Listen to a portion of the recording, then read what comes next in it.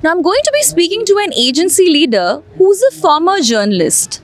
So, just so you know, Abby, I've worked extra hard on the research for the questions. I appreciate that. So, I have with me Abbey Klaassen, Global Brand President of Dentsu Creative. Thank you for joining us. My pleasure. Thanks for having me. Now, first things first, I want to dive straight into Dentsu Creative India. Now, firstly, the company goes and acquires tons of agencies, then goes and integrates itself into one Dentsu Creative, and then again splits into Dentsu Creative, Web Chutney, Isobar, and so on. What is it that about these decisions that are getting rewritten so soon? So we have a tremendous presence, obviously, in India. And one of the things we've tried to do is become much more unified around the world. So operate as a global agency network. And so in many markets, we have gone and consolidated all of our creative brands, all of whom were amazing at, a piece of the marketing ecosystem. And we've brought them together into one organization, one P&L, one, let's call it parent brand of Dentsu Creative. And ultimately that's helped us be a very modern agency partner to marketers who have a lot of different needs today.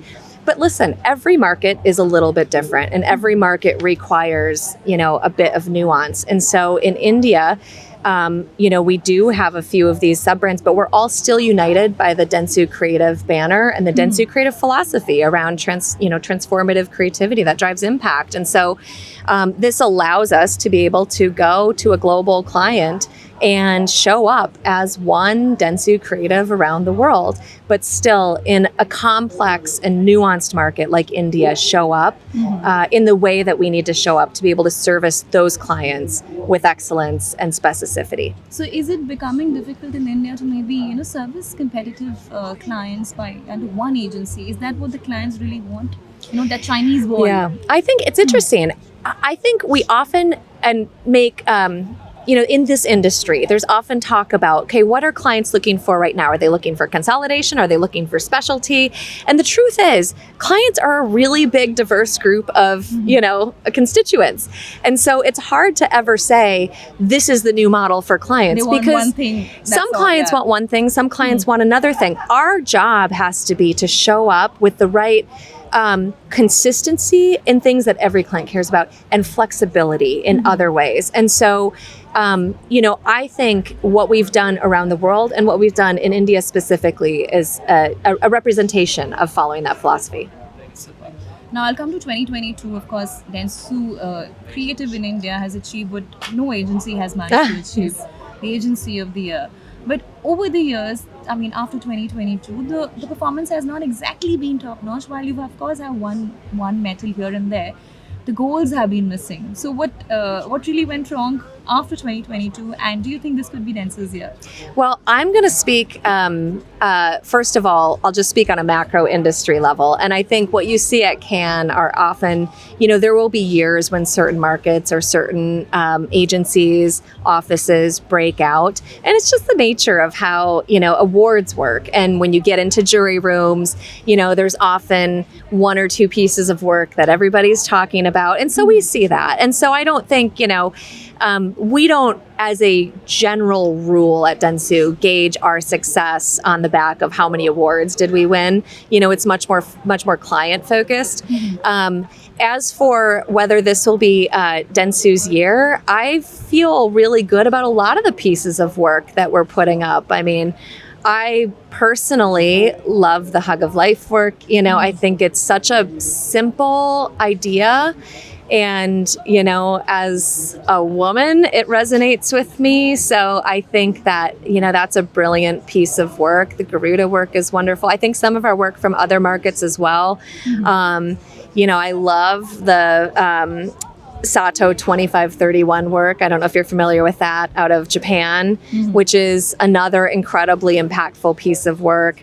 I think, Canada has some great work. The US we're representing with Crayola and a really kind of absurdist piece of social humor with Nutter Butter. So what I am most proud of, honestly, when I look at that body of work, and by the way, I should also shout out all the times that Dentsu is part of an agency ecosystem that is up for awards because of our tremendous media capability around the world. But when I look at all those pieces of awards, or contenders, I should say, I'm most proud of the diversity. I don't think you can look at Dentsu Creative and say that's like, we're not a one style network. It is really about how do we showcase all the different ways we can show up for clients, whether that's an amazing action, whether that's physical product, whether that's social, an influencer, or whether it's, honestly, maybe a piece of film, what we used to call advertising, So there's this confidence for Dentsu as a whole at this point, not specifically talking about India, right? Yeah, I mean, I'm quite excited about the work we have to show here. Again, at the end of the day, I don't gauge our success by how many Cannes Lions we took home. To me, that should really be an outcome of the great work we're doing for clients. And I love doing work that works, that impacts clients, that impacts society, that impacts culture. And so, ultimately that's kind of the best validation that we're on the right course. Now, I'd like to come to something very interesting Sure. that you once said. You spoke about something called the dull trap. Oh, yes, the cost of dull. Yeah, how dull advertising basically costs 25% more, 24% more in media spends versus something that's really creatively fulfilling. And so tell us, while of course creativity is subjective, how are you really putting a hot stop on dull advertising at Dentsu overall? Yeah. So that was a study that came out. I actually think it came out. It might have been featured at Cannes last year. By the way, here's a plug. One of the most underrated elements of Cannes is that there's some really good, interesting advertising research that tends to come out around this time of year. WARC, which I think is a tremendous organization, does a great job of programming some of that. And I always find inspiration in their programming slate here. And last year, around this time, they were talking about this idea of the cost of dull. It came out of, it was Peter Field, System One, the Challenger Project, Eat Big Fish. There was a consortium that put this together. I might be missing a couple. If so, I apologize. But the idea was they studied a whole bunch of advertising out of the UK's ad effectiveness database. And what they found is that when you have advertising that is considered interesting based on a variety of metrics that they had put together, it performs so much higher in terms of its efficacy that you actually get more leverage out of it, and you're able to achieve the same goals and objectives with that kind of advertising by spending 24% less on media. It was 24%. And so anyway, I just thought that was really interesting. As we talk about creative effectiveness, part of creative effectiveness should be how much, what is the multiplier effect that you get from great creative and media that allows you to spend less and achieve the same or greater effects. So when we think about that and we're creating work, it's a few things. I think it takes a little bit of courage to do work that is considered maybe not status quo, but that is, pushes people to think differently, is, it's maybe not work you've necessarily seen before, and I think, I think you have to have a little bit of courage. I think you have to have a really tight strategy for that, because otherwise you can end up all over the place. It's not just to make interesting work. It's to make interesting work that tells the story your brand wants to convey. So you need a really tight strategy. And ultimately, it requires great craft, production, strong personalization, etc. I'd like to come to something which is very specific to India, or maybe we can talk about it if it's happening worldwide. Now, there are some creative shops in India which have actually sort of thrown strategy out of the window. The idea is sort of to make an ad go viral. They get in some celebrities, of course, and I'm not saying this is right or wrong. Sure. But it looks like they don't really need strategy teams, and brands are really flooding, going to them. So I want to know from you, do you think there is future for brands without advertising agencies and their strategy teams? So I am a huge believer that strategy is integral to everything a brand does. And, I believe it is possible to achieve, great virality, and it's possible to build a great audience, with something that lacks strategy. I think the question I have is, to what end? So is the goal just to achieve that audience, or is it to achieve that audience and have them understand something about your brand, feel something specific about your brand, learn something specific?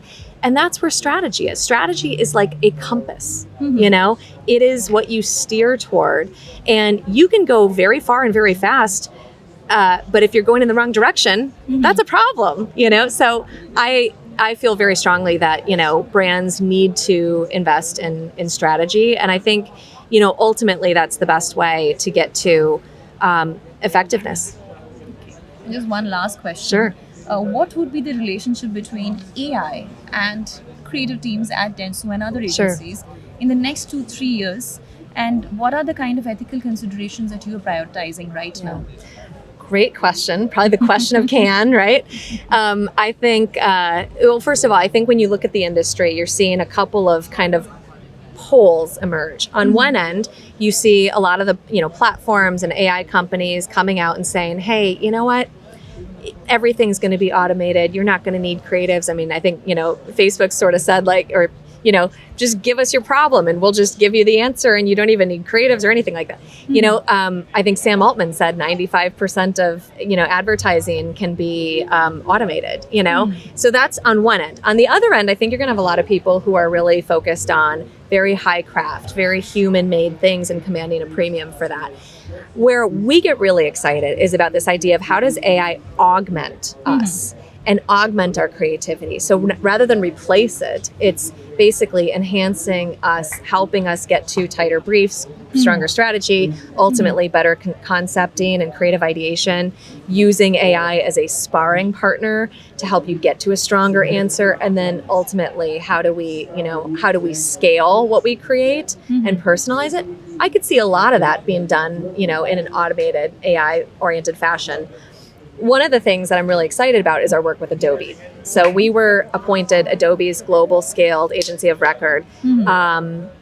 Let's see, it was 6 months ago. I can't believe it was only 6 months ago. It was about 6 months ago. And the work that we're doing with them is we are taking their suite of AI tools, their content supply chain suite, which they call Gen Studio. We've adopted that. We're working together with them to enhance bring some kind of Dentsu specific components, you know, whether that's data components or tag production components to it. And we're partnering very, very closely with Adobe to be customer zero together of using that suite of products and helping to, you know, push the boundaries of what we can do with it, push their development team, that sort of thing. And I think that's a really interesting position. So you're going to continue to see a lot from us. We're going to be very aggressive when it comes to transformation using technology and AI. But do I think that it's a substitute for human ingenuity? I do not. I think there's still a huge role for that, a huge role for creatives that have great taste and ideas. But, you know, I think the way that we get there is going to be massively influenced by AI. Super. I think we'll keep an eye out for all the collaborations and innovations that you kind of will do with AI and your teams. I look forward to it. And hopefully I can come to India and share more soon. So absolutely. We're looking Yes. forward to that, Abby. Thank you so much for this conversation. Thank you. Appreciate it.